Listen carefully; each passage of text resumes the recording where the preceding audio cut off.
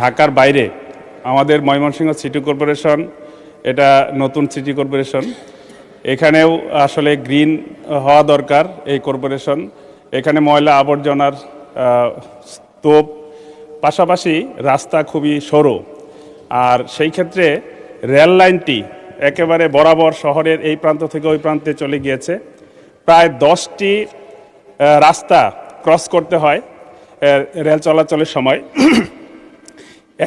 এক দেড় ঘন্টা পর পর যখন এই রেল চলাচল করে রেলগাড়ি, তখন পুরা শহর স্থবির হয়ে যায়।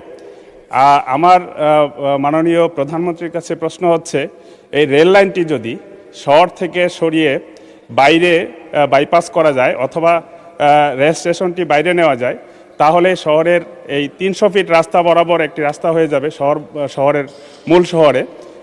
এই প্রকল্প যদি গ্রহণ করা হয় তাহলে অনেক ক্ষেত্রেই যানজট কমবে এবং ময়মনসিংহ সিটি কর্পোরেশনকে আধুনিক করার জন্য মাননীয় প্রধানমন্ত্রীর কোনো পরিকল্পনা আছে কিনা আমি জানতে চাই। ধন্যবাদ আপনাকে। মাননীয় প্রধানমন্ত্রী, প্রশ্নটি মূল প্রশ্নের সাথে সম্পর্কিত নয়, আপনি ইচ্ছা করলে উত্তর দিতেও পারেন। ধন্যবাদ মাননীয় স্পিকার। মাননীয় সংসদ সদস্য, আপনাকে ধন্যবাদ। মাননীয় সংসদ সদস্য, আপনি যদি খেয়াল করে দেখেন, আপনি যখন স্কুলে পড়তেন তখন কিন্তু এই সমস্যাটা ছিল না। তখন কিন্তু রেল লাইনটা অনেক দূরে ছিল শহর থেকে, বাট এখন কিন্তু রেল লাইনটা শহরের ভিতরে চলে এসেছে। অর্থাৎ মানুষ জনসংখ্যা বাড়ার সাথে সাথে শহরের পরিধিটা বেড়েছে।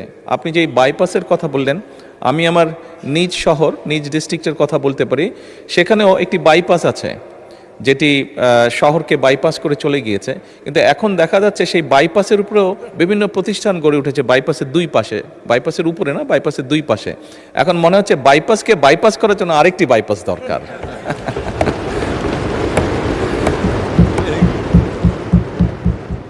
সেই জন্য মাননীয় সংসদ সদস্য,